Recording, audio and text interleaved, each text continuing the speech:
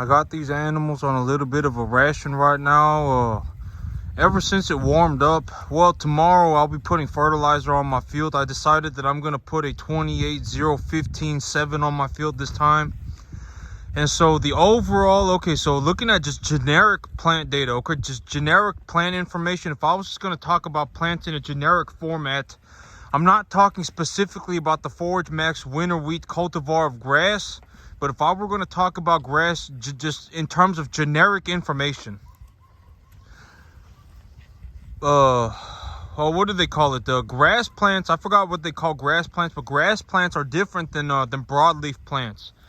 And grass plants tend to utilize about 11 parts nitrogen to about 7 parts potassium. That's just generic information, okay? And broadleaf plants that produce heavy set fruits, you know, in the past I've said that the potassium in the broadleaf plant, potassium causes the fruit to swell. And so if I was looking to grow a very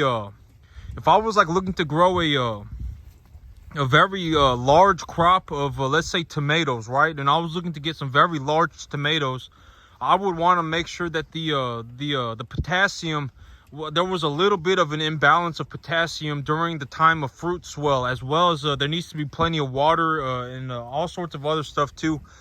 But potassium, just generically, just in terms of generic plant information, potassium usually causes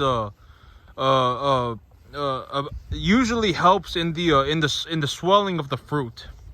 And so broadleaf plants, because of their fruits tend to be larger. And this really, okay, this is just generic plant data. I'm not talking about all plants. In just terms of just broad generalities, broadleaf plants tend to have larger fruits than grass plants.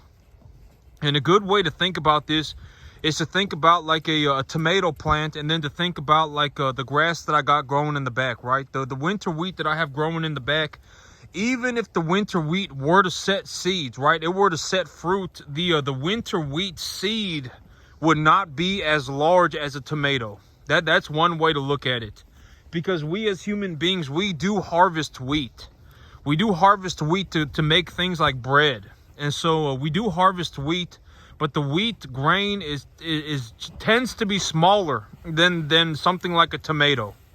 And so broadleaf plants usually have a higher potassium requirement than something like a grass plant.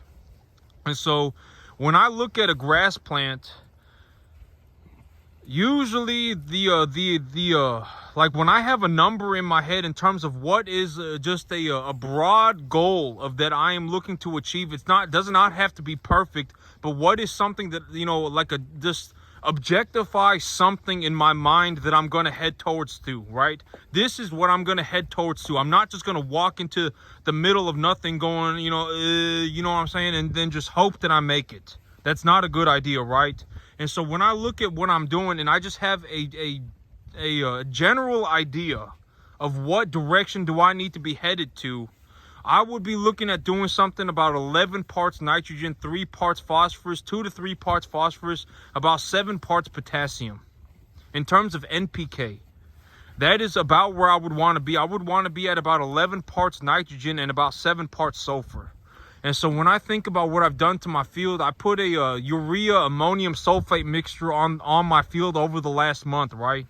I put a urea ammonium sulfate mixture on my field. What is that? It's 33.5 parts nitrogen, 0 parts phosphorus, 0 parts potassium, and 12 parts sulfur. And so if I've been putting 33.5, 0, 12 on my field over the last month with the intent of creating a nitrogen imbalance so that the plant essentially absorbs the excess phosphorus and potassium off of my field, so that when March comes around, I am able to put the positively charged fertilizer on my field and then plow it into the dirt. That is the 3-month plan for my fertilizer schedule, right? What am I looking to do right now? I'm looking to create an imbalance of nitrogen. I'm looking to increase the nitrogen on my field disproportionately so that the plant's metabolic activity is increased. And when the plant's metabolic activity is increased, it will begin to absorb the phosphorus and the potassium that is just remaining in the soil. And by the time March rolls around here in about 2 months, my field will be ready to be plowed for my spring crop. And when I plow my field for my spring crop, I will also push phosphorus and potassium fertilizer into the ground via a plow. And why do I need to do that? Because because phosphorus and potassium fertilizers are positively charged. And the ground is negatively charged. If the ground is negatively charged and the fertilizer is positively charged, if I put the fertilizer on the very top of the soil, the fertilizer will not move. The fertilizer will just stay bound in the very top portion of the soil. Unless I do something like plow it, or there is something like about once or twice a year, I will anticipate that there's going to be enough moisture to create vertical movement of physical particles into the ground. About once or twice a year it will happen. And if I anticipate that is going to happen, then I will, at that point, I will apply as much phosphorus and potassium as I believe that my field will need for probably about 3 to 4 months. But this time I will be applying a little bit of potassium on my field, a little bit of potassium. And I'm going to see, because it's supposed to rain 3 or 4 days this coming week. This next week, it is supposed to rain for about 3 days. And what I've said before is that if it rains one time, right? If I get 1 inch of rain, if I get 1 inch of rain on one day, it's different than if I got a third of an inch of rain on one day, a third of an inch of rain the next day, and a third of an inch of rain the next day. Because the ground, it takes time for the ground to rehydrate. Like, and the example that I used in the past was if I dropped a piece of beef jerky into a cup of water, the beef jerky would not rehydrate immediately. And so, if the wet conditions are going to last for an extended period of time, the soil will become extremely well saturated.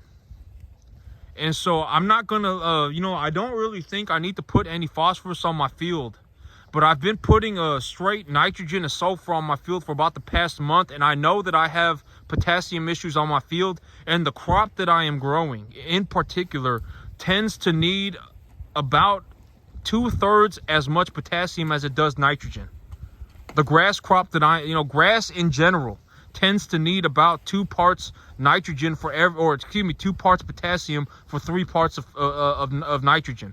So if I put 3 parts of nitrogen on my field, in my head, I'm just rough estimating that the grass has metabolized about 2 parts of potassium for every 3 parts of nitrogen that it has metabolized as well. And so when I look at my field right now, it's like over the last month, I've got maybe a 3 to 4 inches of rain. This has been a very average, an average month. I've said repeatedly that if I get about 1 inch of rain a week, that's about average. If I get about 3 to 4 inches of rain a month, that is about the average rainfall that I would anticipate here in Texas, in this area. And over the last month, I got about 4 inches of rain. And so, when I look at over the last month, I put just nitrogen and sulfur on my field, and I've been applying it at 3 to 1 nitrogen sulfur ratio. And I've been putting that, this time around, I'm going to put a little bit of potassium on my field as well as the nitrogen, because just in terms of overall generalities, a grass plant, when it metabolizes 3 parts nitrogen, it will also metabolize 2 parts of potassium. And so, and this next week is supposed to rain about 3 days, and it's supposed to rain on Monday, Tuesday, Wednesday.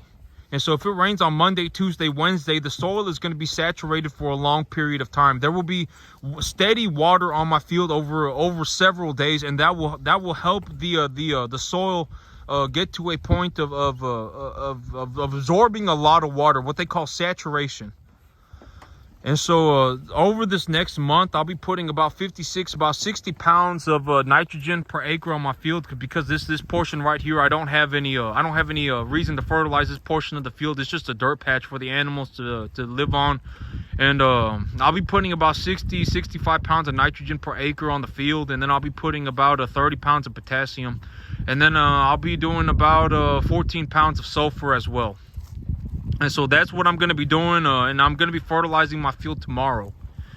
And as of right now, I got these animals on a little bit of a total mixed ration. And you can see that just from looking at the animals, even from here, I got some big girls here. I have some big heifers. and I'll be taking them to market, and I'm gonna make some good money on them.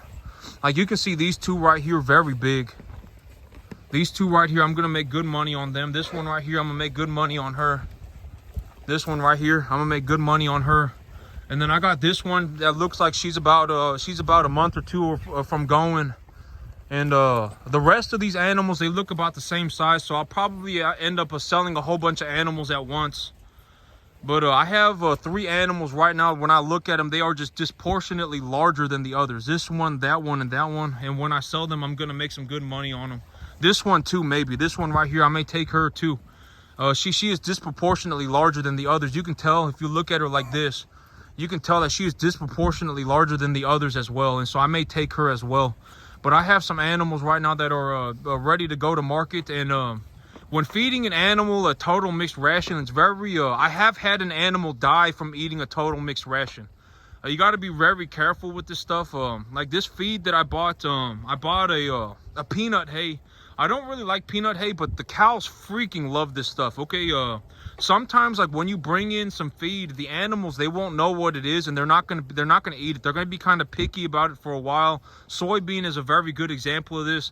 The soybean stock is very fibrous, and so the animals will just kind of they'll just kind of like about it. Alfalfa, they're usually pretty good about alfalfa, but these cows, these cattle, from what I have seen, when fed peanut hay, they will eat it until they die. Do not free choice feed peanut hay to cattle. That's just from what I've seen. They will eat it until they have explosive diarrhea, and the animals will start dying. They will start dying from it. And so from what I've seen, bovines love peanut hay.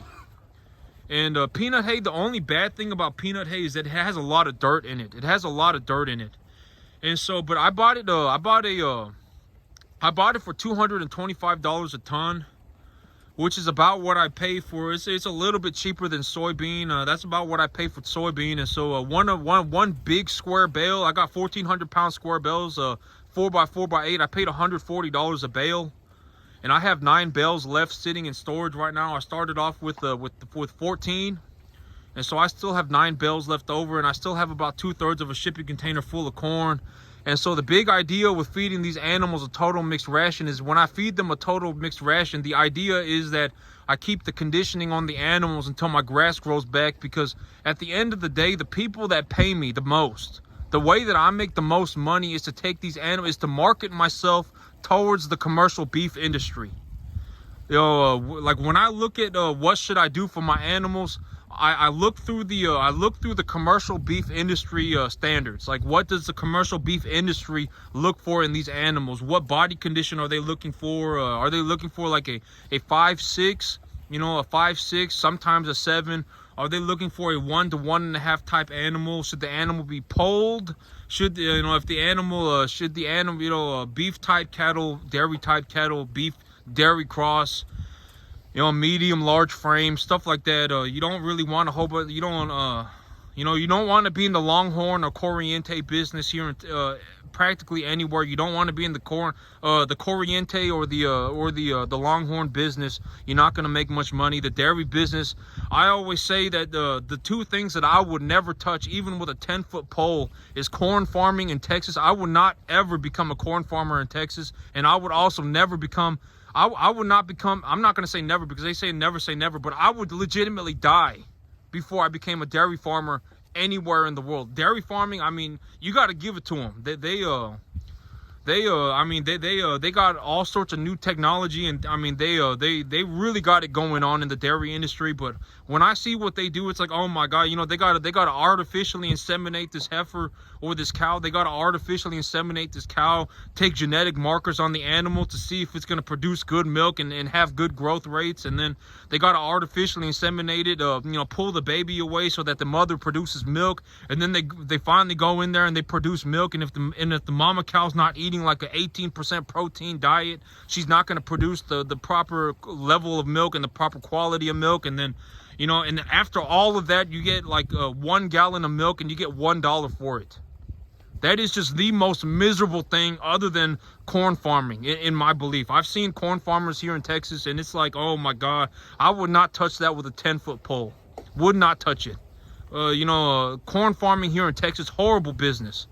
And dairy farming in general, if you really look into the dairy industry, horrible. I mean, in my belief, horrible business. It's like, you got to get all these computer systems to look after your cows, and then you got to, grow the perfect type of grass, and you got to grow the perfect type of alfalfa, and you can't cut your alfalfa 1 week late. If you cut your alfalfa, right on time and it rains, I mean, now you're screwed anyway. And now you gotta artificially inseminate this cow, and if the cow's not on a proper diet, she's not gonna produce the right type of milk. And after all that's said and done, and then you got to take her baby away from her, and then you got to raise that baby, and the infant the mortality rate of dairy calves is like sky high. And it's like, after all of that, it's like you get 1 gallon of milk and then you make $1. I mean, that's just in my belief, I would not get in the dairy business at all. And I always say that like when I look at life, a lot of issues arise from they say that the root of all evil is money, but money's the root of all evil, but that's not true.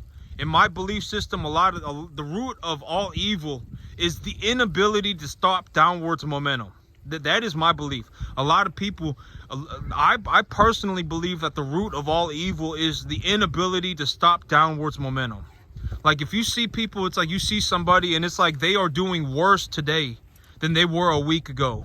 If they are doing worse today than they were a month ago. If they are doing worse today than they were a year ago. That's downward momentum. And it's like what I've said in the past, it's like it does not matter where I am, as long as I have upwards momentum. I will always break out on top, right? I will always do better for myself as long as I have upwards momentum.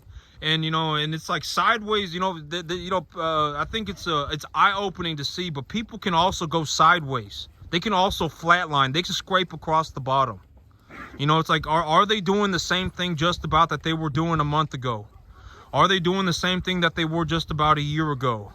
Are they doing the same thing that they were doing just about 2 years ago? Have they improved drastically in any sort of way? If not, then they're probably scraping across the bottom. And let's just be honest, okay? And the root of all evil most of the time is people who are going in a downwards direction, and they are not either putting in the effort to correct the momentum, or they are just in free fall, and they are just because it's real easy, it's real easy when things are going bad, right? Like, things are going bad, and then it's like things are going bad, and then you start beating yourself up for it. Oh my God, I can't believe this is happening to me. Oh my God, this was so hard. Oh my God, I failed, and and you just keep pushing yourself downwards. You don't want to turn your life into a race for last place. Okay, but a good way to not turn your life into a race for last place. A good way to not, start that downwards momentum is to have a plan for yourself, right? And my big plan for myself is to not get in the dairy industry. All right, I wouldn't touch the dairy industry with a 100-foot pole. I wouldn't touch the corn industry here in Texas with a 50-foot pole. The dairy industry, absolutely no way. I'm not doing that. I mean, the dairy industry, you got to have a good plan for yourself. That's a very good way to just not have yourself going downhill in free fall, or even just going sideways. But I mean, look at this animal right here. Look at how large she is, even next to the animal next to her. Massive animal. I'm gonna get some serious money on this animal right here. And even this animal's very large too. She's very tall. And so, I got 4 animals that I believe are disproportionately larger than the rest of my herd, and I'll take them to the market here as soon as I get things done here. As soon as I get the things done, I'll take them to market and make my money on them, because tomorrow I got to put fertilizer on my field. But that's it for me today, YouTube. Y'all have a good one.